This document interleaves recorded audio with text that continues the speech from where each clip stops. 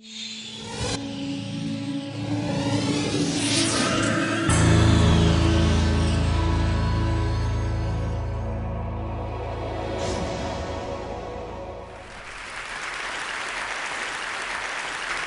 public, we long ago observed, is constituted through discussion and debate.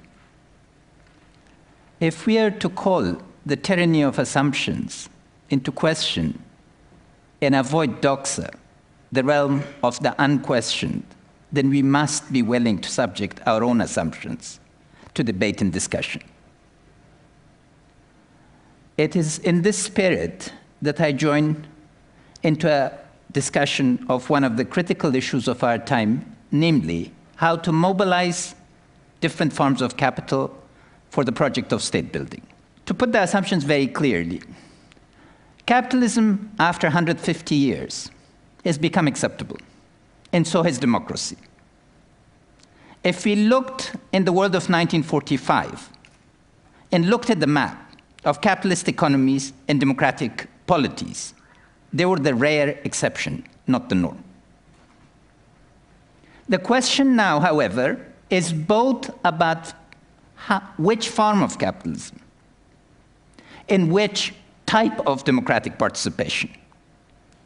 But we must acknowledge that this moment has brought about a rare consensus of assumptions, and that provides the ground for a type of action, because consensus of each moment allows us to act. And it is necessary, no matter how fragile or how provisional our consensus, to be able to move forward. But the majority of the world neither benefit from capitalism nor from democratic systems. Most of the globe experiences the state as repressive, as an organization that is concerned about denial of rights, about denial of justice, rather than provision of it. And in terms of experience of capitalism, there are two aspects that the rest of the globe experiences. First, extractive industry. Blood diamonds, smuggled emeralds, timber that is cut right from under the poorest. Second is technical assistance. And technical assistance might shock you, but it's the worst form of today, of the ugly face of the developed world to the developing countries. Tens of billions of dollars are supposedly spent on building capacity with people who are paid up to $1,500 a day, who are incapable of thinking creatively or organically. Next assumption, and of course the events of July 7, I express my deep sympathy, and before that September 11, have reminded us we do not live in three different worlds. We live in one world. But that's easily said, but we are not dealing with the implications of the one world that we are living in. And that is that if we want to have one world, this one world cannot be based on huge pockets of exclusion and then inclusion for some. We must now finally come to think about the premises of a truly global world in relationship to the regime of rights and responsibilities and accountabilities that are truly global in scope.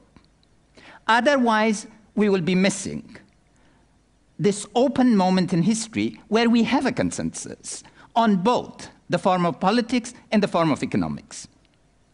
What is one of these organizations to pick? We have three critical terms: economy, civil society, and the state. I will not deal with those first two, except to say that uncritical transfer of assumptions from one context to another can only make for disaster. Economics taught in most of the elite universities are practically useless in my context. My country is dominated by drug economy and a mafia. Textbook economics does not work in my context, and I have very few recommendations from anybody as to how to put together a legal economy. The poverty of our knowledge must become the first basis of moving forward, and not imposition of the framework that works on the basis of mathematical modeling, for which I have enormous respect. My colleagues at Johns Hopkins were among the best.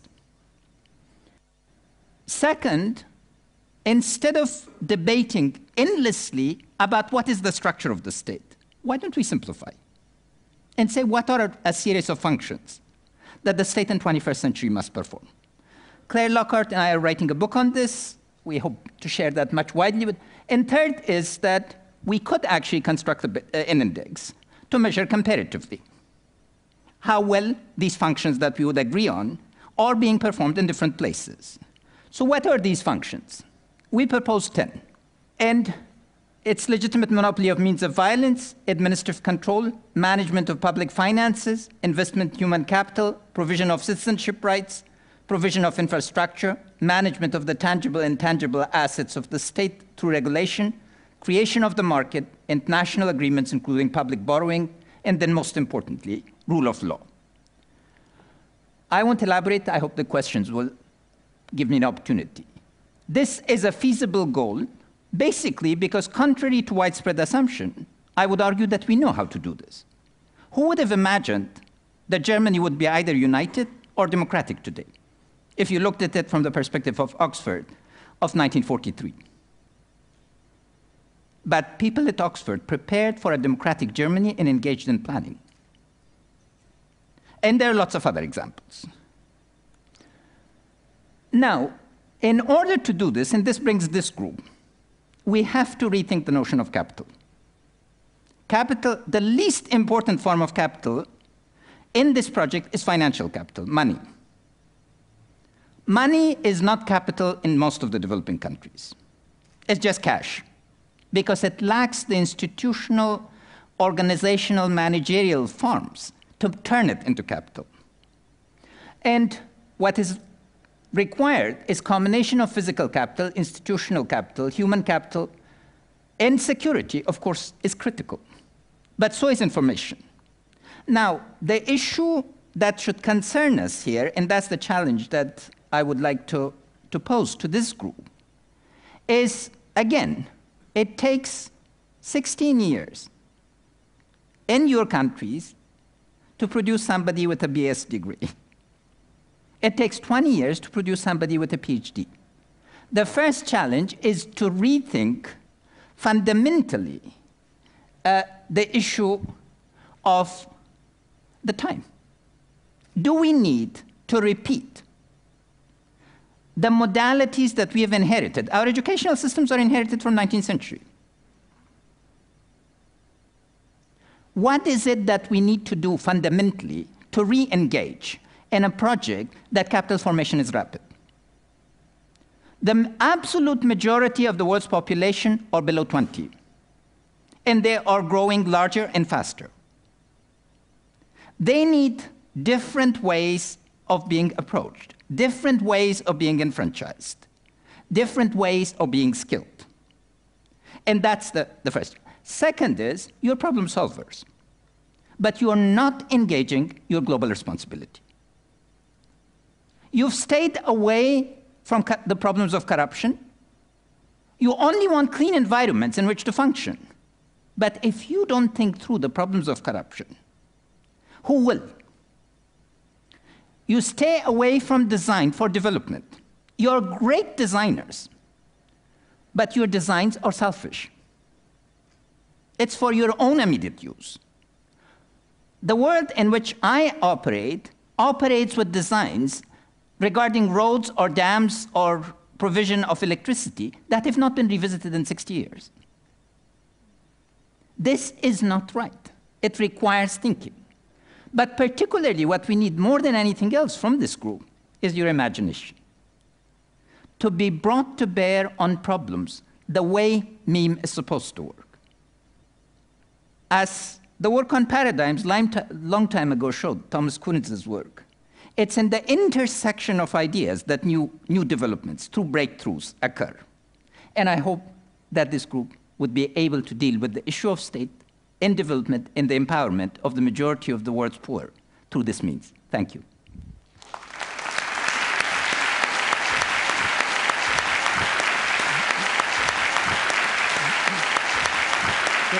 So,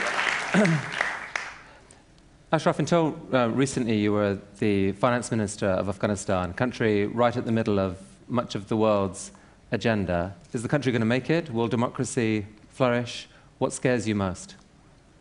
What scares me most is you, lack of your engagement.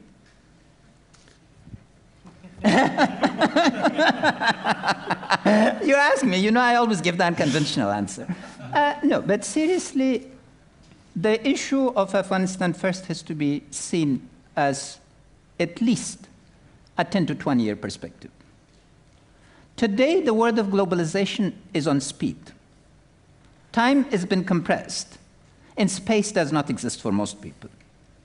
But in my world, you know, when I went back to Afghanistan after 23 years, space had expanded. Every conceivable form of infrastructure had broken down. A road travel between two cities that used to take 3 hours, now took 12. So the first is when the scale is that, we need to recognize that just at the simple things that are infrastructure, it takes 6 years to deliver infrastructure in our world, any meaningful sort of thing. But the modality of attention, or what is happening today, what's happening tomorrow. Second is, when a country has been subjected to one of the most immense, brutal forms of exercise of power. We had the Red Army for 10 continuous years, 110,000 strong, literally terrorizing the sky. Every Afghan sees the sky as a source of fear. We're bombed, practically out of existence. Then tens of thousands of people were trained in terrorism from all sides. The United States, Great Britain joined, for instance, Egyptian intelligence service to train thousands of people in resistance in urban terrorism. How to turn a bicycle into an instrument of terror. How to turn a donkey, a cart horse, anything. And the Russians equally. So when violence erupts in a country like Afghanistan, it's because of that legacy. But we have to understand that we've been incredibly lucky. I mean, I really can't believe how lucky I am here standing in front of you, speaking. When I joined as finance minister, I thought that the chances of my living more than 3 years would not be more than 5%. Those were the risks. They were worth it. I think we can make it. And the reason we can make it is because of the people. You see, because, I mean, I give you one statistic. 91% of the men in Afghanistan, 86% of the women, listen to at least 3 radio stations a day. In terms of their discourse, in terms of their sophistication of knowledge of the world, I think that I would dare say they're much more sophisticated than rural Americans with college degrees. And the bulk of Europeans. Because the world matters to them. And what is their predominant concern? Abandonment. Afghans have become deeply internationalist. You know, when I went back in December of 2001, I had absolutely no desire to work with the Afghan government because I had lived as a nationalist. And I thought, you know, my people, the Americans here, et cetera, et cetera. Yes, I have an advisory position with the UN. I went through 10 Afghan provinces very rapidly, and everybody was telling me it was a different world. You know, they engage, they see engagement, global engagement as absolutely necessity to the future of the ordinary people. And the thing that the ordinary Afghan is most concerned with is Claire Lockhart is here. So I'll recite a discussion she had with a illiterate woman in northern Afghanistan. And that woman said she didn't care whether she had food on her table. What she worried about was whether there was a plan for the future where her children could really have a different life. That gives me hope. How is Afghanistan going to provide alternative income to the many people who making their living off the drugs trade? Certainly. Well, the first is, instead of sending $1 billion on drug eradication and paying it to a couple of security companies, they should give this $100 billion to 50 of the most critically innovative companies in the world to ask them to create 1 million jobs. The key to the drug eradication is jobs. Look, there's a very little known fact. Countries that have a legal average income per capita of $1,000 don't produce drugs. Second, textile. Trade is the key, not aid. The US and Europe should give a 0% tariff. The textile industry is incredibly mobile. If you want us to be able to compete with China and to attract investment, we could probably attract $4 to $6 billion quite easily in the textile sector if there was zero tariffs. Would create the type of job. Cotton does not compete with opium. A T-shirt does. And we need to understand, it's the value chain. Look, the ordinary Afghan is sick and tired of hearing about microcredit. It is important, but what the ordinary women and men who engage in microproduction want is global access. They don't want to sell to the charity bazaars that are only for foreigners, in the same bloody shirt, embroidered time and again. What we want is a partnership with the Italian design firms. Yeah, we have the best embroiderers in the world. Why can't we do what was done with Northern Italy, with the put-out system? So I think economically, the critical issue really is to now think through. And what I will say here is that aid doesn't work. The aid system is broken. The aid system does not have the knowledge, the vision, the ability. I'm all for it. After all, I raised a lot of it. Yeah, to be exact, I managed to persuade the world that they had to give my country $27.5 billion. They didn't want to give us the money. And it still didn't work?